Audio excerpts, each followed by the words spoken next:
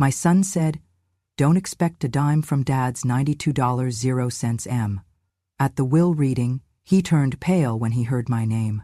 "She's still breathing? Thought she'd be gone by now. Maybe we should check her pulse while reading."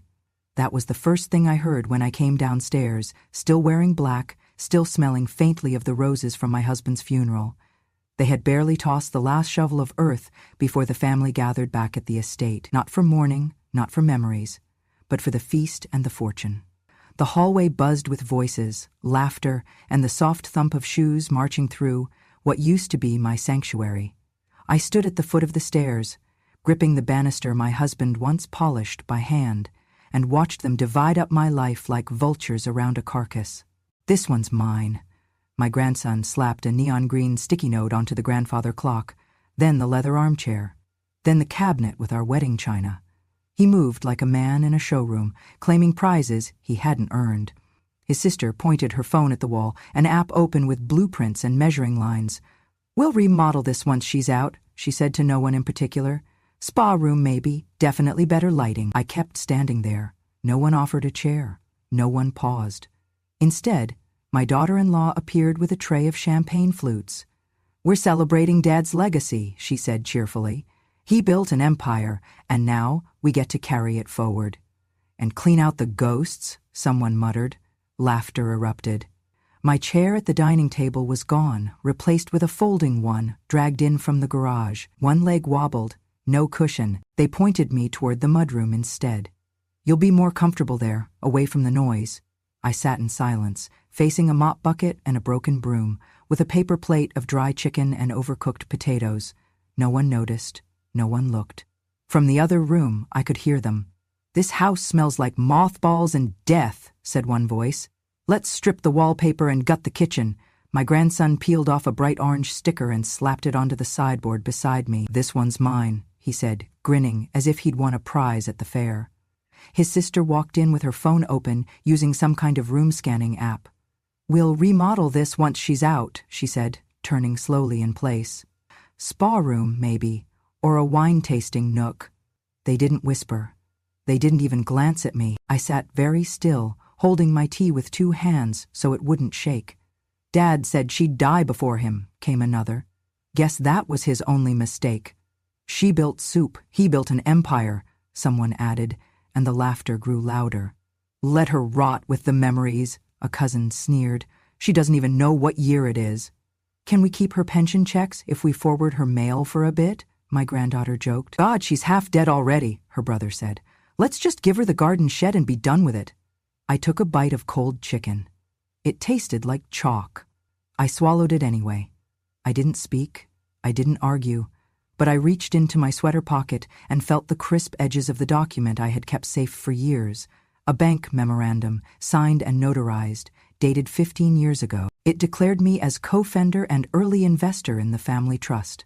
My name was there, inked in blue, not black, the kind of detail that matters in court. They didn't know, they never asked. Back then, when the company was drowning and bankruptcy loomed like a shadow, it wasn't lawyers or accountants that saved it. It was me. I sold every piece of heirloom jewelry I owned, my mother's emerald necklace, my wedding bangles, even the brooch I wore at our engagement party. I didn't tell anyone. I just wired the money and whispered to my husband, "Use it, but don't ever let them know it came from me." He didn't. Until now. I heard my son's voice in the next room. "We'll get the lake house. The boat's already under my name anyway." "The Lexus is mine," someone else called. "Dad said I could have it last Christmas." "I want the Hermès scarves," the youngest said. "Even if they're hers, she's not using them." More laughter. They were dividing up my skin while I was still breathing inside it. One of them walked into the mudroom, looked surprised to see me still sitting there, and said casually, "There's bottled water in the garage fridge. Maybe grab one? You look pale." Then he left, not waiting for an answer. I stayed seated for another hour while they picked apart the art, the land, the memories. Someone even started dragging suitcases upstairs, claiming the master bedroom for the weekend. One of the girls asked if they could paint it pink. At some point, the champagne ran out and the music turned off. But the smell of greed still lingered, thicker than the dust on the drapes. I rose slowly, my knees ached. I steadied myself on the edge of the sink and looked out the small window above it. The roses my husband planted along the driveway were starting to wilt. No one had watered them in days. I wondered if anyone even noticed. I walked back into the house, not that anyone asked where I had been. My footsteps were light, like the ghost they believed I already was. But I was not done, not yet. I clutched the paper in my pocket, warm now from the heat of my palm. Let them drink, let them decorate, let them joke. The reading of the will was coming, and I had a pulse. A loud, steady, undeniable one. They look at me now like I'm a burden, a ghost, a shadow in their perfect story of success. But there's a chapter they erased because it didn't fit their version, the one where I saved everything and no one ever knew. 15 years ago, the company was crumbling. I remember the way my husband came home late, tie loosened, hands trembling, silence heavier than words. He didn't need to tell me. The bank had called. The numbers didn't lie. They were on the verge of losing everything, the clients, the contracts, even the house. We just need one deal, he said, eyes fixed on the fireplace like he could burn the shame out of himself. Just one. If we can close with those investors in New York, it'll turn around. But there was a problem. To lock in the deal, he needed collateral, money he didn't have, and pride he refused to put aside. So I made a choice. That night, while he slept, I took out the velvet box from the back of the drawer. Inside were the last pieces of my dowry, the diamond earrings from our wedding night, the emerald ring passed down from my mother, the heavy gold bangles I wore when I first came to this house as a bride. Every memory had weight, and I sold them all, quietly, without asking, without telling. I wired the funds directly to the company's escrow account the next morning and told him only one thing: use it. Don't let them see you fall. He didn't ask where the money came from. He didn't want to know. That was his way, strong on the outside, silent on the inside. And I stayed behind the curtain. The deal closed 2 days later. The investors signed. The company lived. They called him visionary. They called him a self-made miracle. They never called me. But that wasn't the part that hurt the most. A month later, I saw the new branding materials. His face, bold on the front page, a slogan underneath, "Legacy built alone." I smiled when I saw it, bit my lip, said nothing. But I remember everything. Even the night I wrote the IPO pitch by hand. He was preparing for another investor meeting and didn't know where to begin. The market was shifting. The industry was changing, and he was still pitching like it was 1995. So after everyone went to bed, I sat at the kitchen table with a cup of chamomile and started to write. I outlined a multi-phase expansion strategy based on emerging trends, projected shareholder value, and a scalable growth model tied to supply chain reform. I had done it before, in another life, before marriage, before babies, before the business card that said, "Homemaker." That night, I signed the document with a name no one would recognize. A pen name, something harmless, something clean. And the next morning I sealed it in an envelope, stamped it, and mailed it to the office. No return address, just his name and the company's. He received it 2 days later. At dinner that night, he mentioned a strange proposal someone had sent anonymously. "It's brilliant," he said, laughing. "Even the handwriting looks familiar, like yours." I shrugged and kept stirring the soup. That proposal became the foundation of their IPO launch 6 months later. It brought in over $40 million, 0 cents in new investments. They hung a plaque in the lobby, inspired by ingenuity. His ingenuity. But I didn't mind, not then. I told myself the family needed one hero, and it was better to let him be it. It's funny, the way women are taught to disappear gracefully, to take pride in being the spine while someone else gets the face. We're told that quiet loyalty is noble, that sacrifice is strength.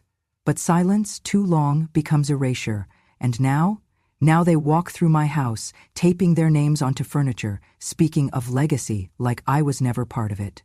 Now they laugh at my memory, question my mind, mock my usefulness. They don't know what I gave, what I built, what I hid. There's a folder upstairs in my closet, beneath the linens no one ever touches. Inside is the original draft of that proposal, ink slightly smudged from a night of restless hands. My pen name in the corner, folded next to it is a letter from the patent office, one that ties the pitch strategy to a registered idea. registered not under the company, but under me. I never cash the royalty checks. They come quarterly, have for years. I never needed the money. I needed the quiet. I needed the dignity of knowing what I had done, even if no one else did. But now? Now, they've drawn a line in the sand. They fed me shame. They stripped me of memory. They called me dead while I still breathed. So I've opened the folder again. I've spoken to the lawyer. I've hired the handwriting analyst. I've documented everything, not for revenge, not even for justice, but for truth. Because when they sit in that room and the will is read, and they hear my name tied not just to the trust, but to the legacy they thought was theirs alone, there will be silence. For once, I will be loud, and not one of them will be able to erase me again. They didn't even look me in the eyes when they did it. It was a Tuesday, 5 days after the funeral. The house still smelled faintly of lilies and pine from the casket spray. Someone had left the condolence cards on the piano, unopened, as if even grief was too inconvenient to process. But their energy had shifted. The mourning was over. Now came the sorting, the claiming, the clearing. And the clearing began with me. "We've decided it's best," Clarissa said, not bothering to lower her voice. "She can move to the small room downstairs." I blinked. "The laundry room?" "Technically, it's a utility space," she corrected, with a tight smile. "But there's room for a cot." My bedroom, our bedroom, was already gone. I could hear the laughter upstairs, drawers pulled open, closet doors creaking. Someone was rolling a suitcase down the hallway. My perfume bottles, my silk scarves, my books, they were being packed into cardboard boxes. Not carefully, not lovingly, just removed. I shuffled slowly toward the stairs, only to see a label stuck to one of the boxes. Donation. Another. Outdated. A third. Old lady junk. They didn't even have the decency to hide the labels. Clarissa's husband, my son's son, was holding a clipboard and gesturing toward furniture like a man directing a moving company. "That end table's perfect for the cabin," he said to his wife. "Put a sticker on it."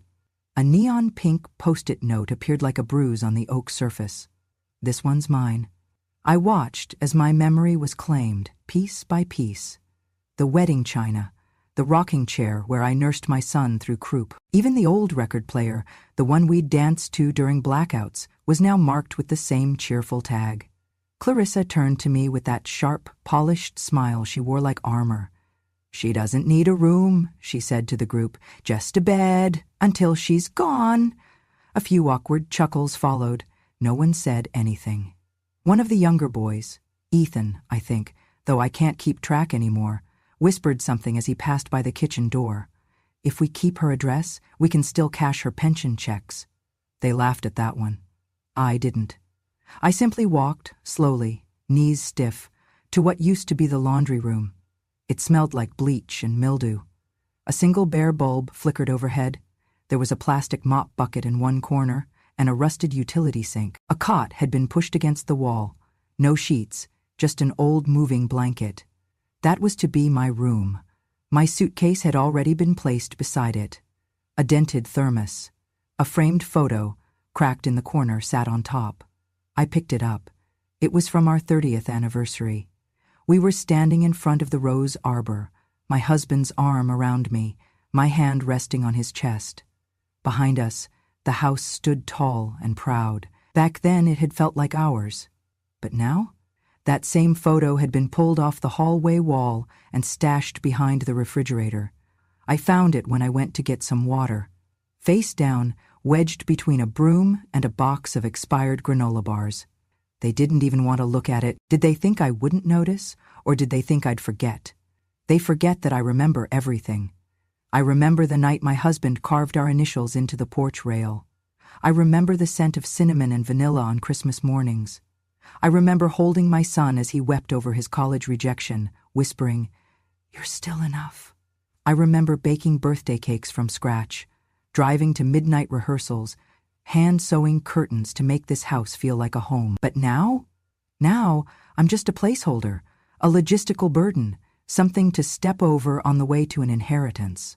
Clarissa stopped by my cot later that evening with a folded towel and a plastic bottle of unscented shampoo. "These are for you," she said, setting them down like charity. We'll have dinner around 7. You can eat after we're done. I nodded. That's all I could do. That night, while they laughed over steaks and wine in the dining room, I sat on the cot, peeling open a tin of soup I'd hidden from the pantry. I had to use the end of a key to open it. No can opener had been left for me. They say I built soup. That's what they whispered earlier, when they thought I wasn't listening. Dad built an empire, one said. She built soup. As if nourishment wasn't a foundation, as if warmth and care and sacrifice meant nothing because it didn't show up in a stock portfolio. I built soup, yes, but I also built them. And now they are tearing me down with giggles and tape and tiny neon stickers. The cruelty is never loud. It's quiet, surgical, polite, but it cuts just the same. Later, when the house went still, I returned to the fridge and carefully pulled the anniversary photo back into my hands. I wiped the dust off the glass. I pressed it to my chest. This was once my home. I was once the heart of it. They may think they've erased me, but they've only reminded me of what I once gave and what I can still take back. And tomorrow? Tomorrow the lawyer calls, and I will answer with the voice they forgot I had. It started with a folder. Old, worn, leather-bound.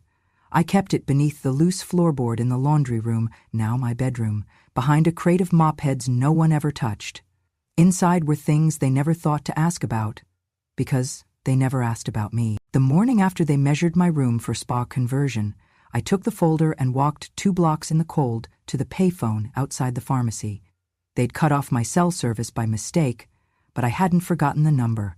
When Mr. Alden picked up, I simply said, "It's time." He didn't ask what I meant. He just said, "Come in tomorrow."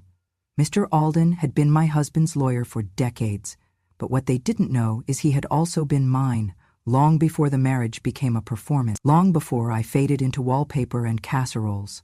The next day, in his office, I laid out the documents one by one. First, the joint trust certificate. My name was right there beside my husband's, not as a witness, not as a dependent, as co-founder, co-executor. Then, the investment agreement from the First Savings Bank of California, dated 15 years ago. It clearly showed the deposit, my dowry, my mother's heirloom necklace, and the gold bangles from my wedding chest. I sold them all quietly when my husband's company faced collapse. The money bought him the merger that saved his firm. I never asked for credit. I only asked for him to survive it. Last, I slid forward a bundle of handwritten pages, yellowed with time, corners curled. Each one bore a familiar slant of cursive. "It's the original proposal," I said softly. "The model for the IPO." Mr. Alden's eyes narrowed. "You wrote this?" I shook my head. I sent it. I sent it with a pseudonym. He submitted it under his name. I remembered that night clearly. My husband had been pacing the den, a glass of scotch untouched on the mantel. His board had rejected every draft he'd shown them. I sat up in bed after he'd gone to sleep, pulled out a pad of paper, and wrote until dawn. By morning, my fingers were stained with ink. I never told him it was mine. I mailed it to our P.O. box with no return address. He presented it at the next board meeting as his own. They approved it unanimously. It made him $38 million, and I never said a word. Mr. Alden leaned closer. "May I?" He pulled out a file from his cabinet and removed a small envelope. Inside was another letter, typed, but signed L. Brightwood, the same pseudonym I'd used on the handwritten version. I watched as he compared the signature. "Do you still write like this?" he asked. I nodded. He called in a specialist that very afternoon, a handwriting analyst from Stanford. They spent 2 hours together, poring over loops and curves, pressure points and pauses. Later that week, the analyst sent a report. The letters were a match, 100% dot, and the original work contained intellectual property clauses. Copyright and authorship belonged to me. According to federal patent law, the idea, the framework for the IPO, was considered an invention. Because it had never been formally transferred and I could prove authorship, the royalty rights defaulted back to me. Millions, possibly more, depending on the duration of profit. All mine.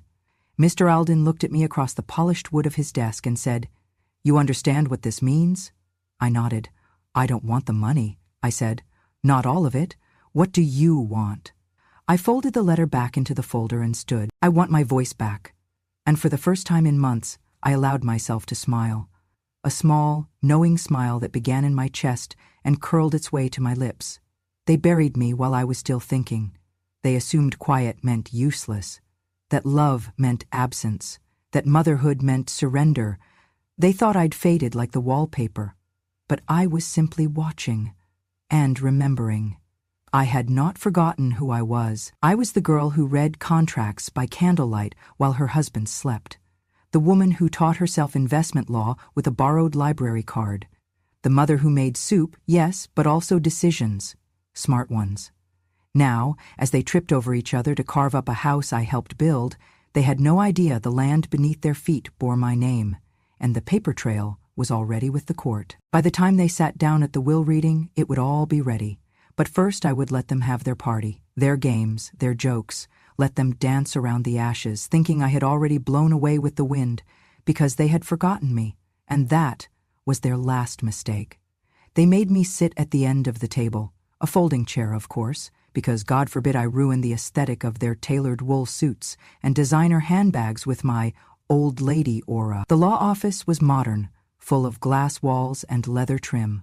Cold in every way. Outside, it was raining. Inside, it might as well have been snowing. My son Joseph sat nearest to the front, legs crossed confidently, wedding ring polished. His wife whispered something in his ear. He chuckled, just loud enough for the room. "She'll be dead by next Christmas," he muttered, sipping from a complimentary espresso cup. "Don't expect a dime for her." My granddaughter was texting under the table. My grandson was practicing his signature on a legal pad. None of them looked at me. Mr. Alden walked in, briefcase in hand, and everyone straightened. He always carried the air of finality with him, a man whose voice usually meant the end of a question. "Thank you all for being here," he began. "Today we are here to execute the final wishes of Mr. Harold Brightwood, as stated in his legally binding revised will." No one noticed the slight emphasis on the word revised. A few folders were passed out, some pages were turned, and then Mr. Alden reached into his case and removed a small silver voice recorder. He clicked it on. My husband's voice filled the room, slower than I remembered, more tired, but clear, calm, measured. "If my son ever speaks ill of his mother," he said, "deduce $1 million per word." Silence. The breath left the room like a vacuum had been turned on. The voice continued, "You know how many he owes." There was a moment of stunned stillness, followed by the clack of a pen falling from Joseph's hand. "What the hell does that mean?" he asked, sitting forward. "That's not real. That's not in the—" Mr. Alden held up one hand and slid forward a printed transcript. The heading read, Exhibit A, Verified POTIU Transcript, Home Security System, Kitchen 3 days after funeral. He turned the page. 1. She's still breathing? 2. Thought she'd be gone by now. 3. Check her pulse at the will reading. 4. She built soup. He built an empire. He kept going. 58, 71, 84, total recorded statements deemed ill of his mother. 88, Mr. Alden concluded. That totals $88 million, 0 cents in deductions. However, some were rather colorful. The remaining $3,996,200, 0 cents, were subtracted as discretionary penalty, as per Clause 14C in Mr. Brightwood's addendum. He turned the final page. Remaining inheritance for Mr. Joseph Brightwood, $3,800, 0 cents. Joseph leapt from his seat. "This is insane. You can't do this. That woman, she's been a drain for years. Dad wouldn't—" "He would," I said quietly. It was the first time I'd spoken all morning. Everyone turned. My voice wasn't loud, but it didn't need to be. Mr. Alden continued, calm as ever. "Now, as for the primary beneficiary of the trust, the copyrights and remaining estate assets, Harold Brightwood has left them to his wife, Eleanor Brightwood." He handed me the folder. It was heavier than I expected. Inside were the deeds, the portfolio transfers, the rights to the intellectual property tied to the IPO model. A second folder, smaller, held a deed to an apartment in Paris, and a letter, handwritten, my husband's. "Forgive me for the years I let your light stay hidden. I never forgot. I only hoped someday they would see what I did. If they couldn't, then let this speak louder than I ever could. You built this with me. Now let the world know your name." Joseph stood frozen, face white. His wife began dialing someone. Probably a lawyer, a therapist, a priest. I looked around at the room full of people who had practiced their victory speeches on the drive over, and I said nothing. Because justice doesn't require noise. It just needs truth. I gathered my coat. It was the same old beige one they'd called depressing last Christmas. I walked slowly past Joseph, whose hand was clenched into a fist on the polished table. As I passed the coat rack, I turned to Mr. Alden. "Will that be all?" He nodded. "Enjoy Paris." And I did, but not before turning back to the family I had fed, clothed, shielded, and finally outlived. "You buried me while I was still thinking," I said, steady. Too bad I had one more idea left. The silence after the will reading wasn't just awkward, it was bone deep, but I wasn't done. Mr. Alden knew that. He motioned for the second envelope. "This," he said, unfolding the packet with gloved care, "pertains to an intellectual property matter not previously disclosed to the family." He laid a series of documents before the room. 15 years ago, shortly before Brightwood Industries avoided bankruptcy through a game-changing IPO strategy, an anonymous proposal was submitted by mail. The model presented in that proposal became the blueprint for the company's public offering. He turned to page 2. This patent was formally filed under a pseudonym, E.B. Sinclair, at the time assumed to be a consultant or anonymous strategist. Joseph raised an eyebrow. "What does this have to do with anything? It was Dad's company, his plan." Mr. Alden calmly flipped to the third page. "It has everything to do with this, Mr. Brightwood, because we recently concluded forensic analysis on the original drafts of that proposal, including ink composition, handwriting comparison, and timing of postal submission." He slid a certificate across the table. "The pseudonym was hers," he said, pointing to me. "Your mother, Eleanor Brightwood." Gasps. Even the air in the room seemed to hesitate.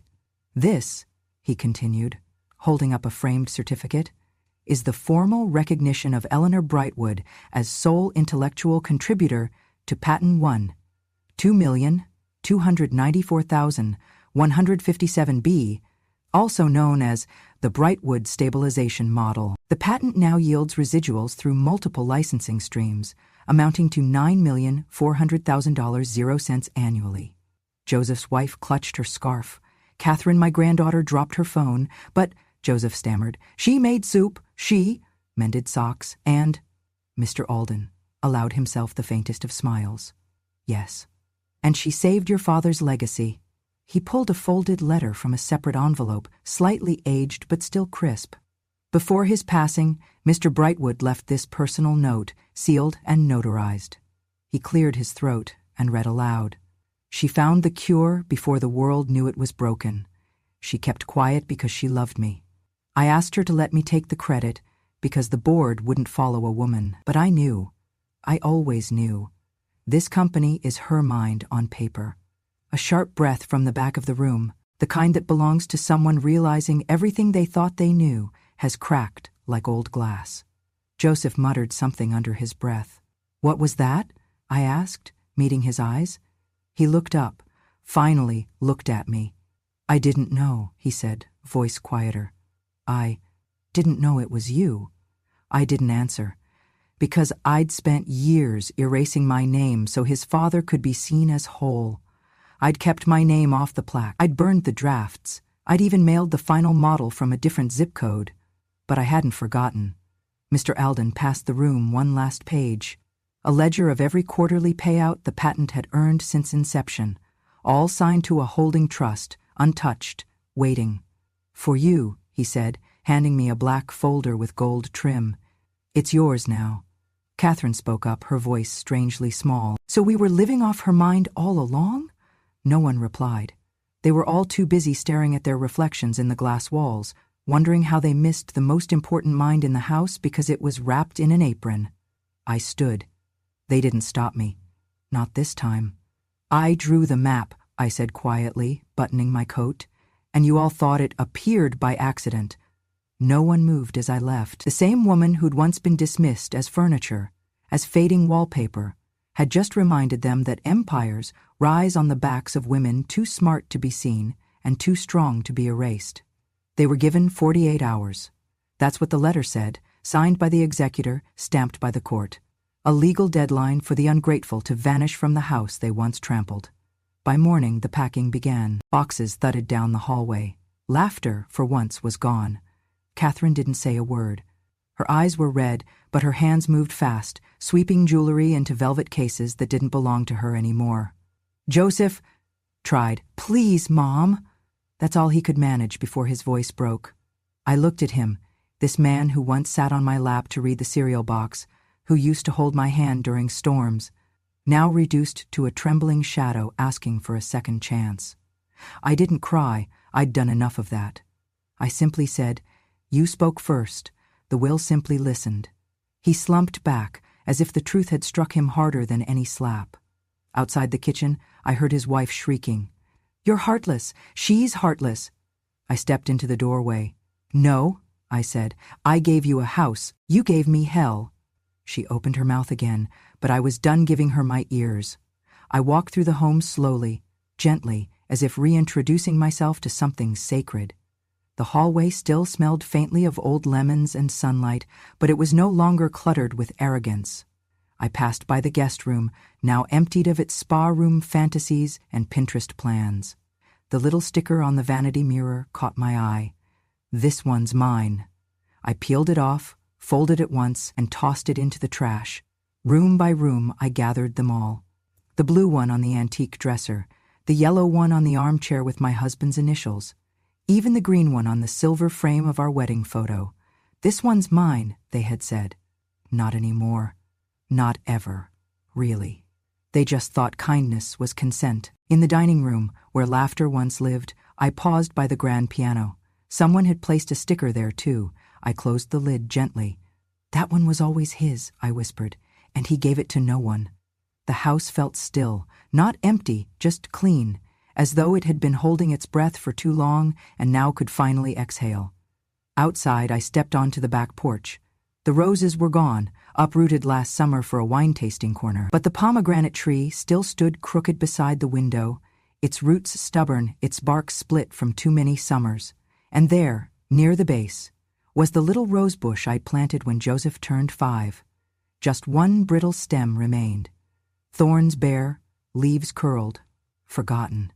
I knelt down, knees against the cool tile.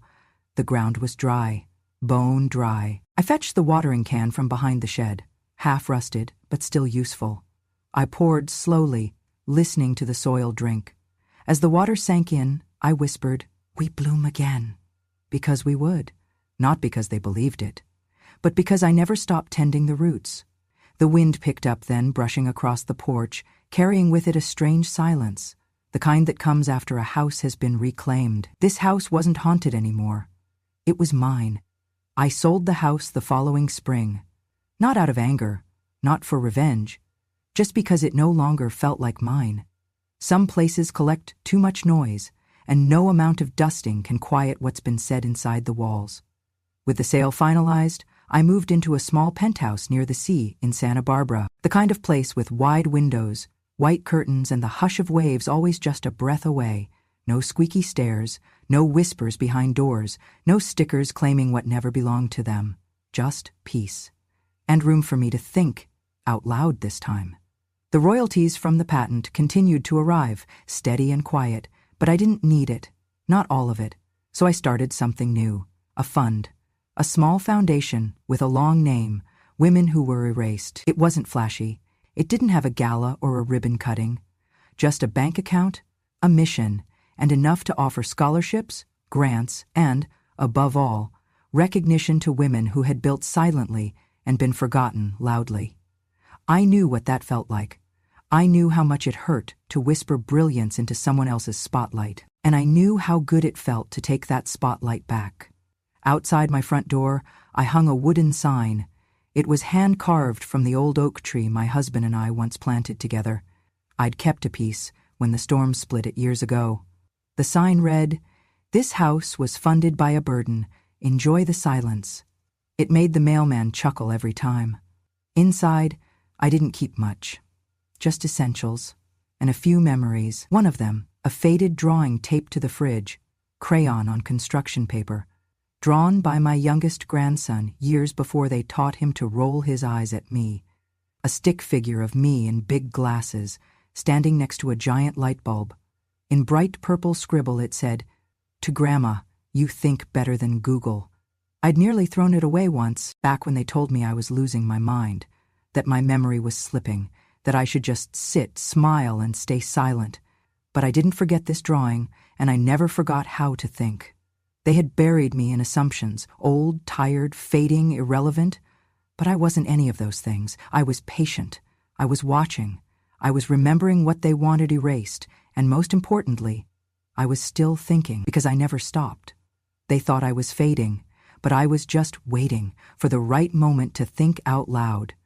If you've ever felt overlooked, underestimated, or pushed aside, just remember, your story isn't over until you decide it is. She was more than a mother, more than a wife, more than a woman in the background. She was the mind that built the map, and when they erased her, she rewrote the ending. If this story moved you, imagine how many others are still waiting to be heard. Subscribe to Grandma True Stories for more real tales of strength, justice, and the women who refuse to disappear quietly. Because silence may be golden, but truth, that's priceless.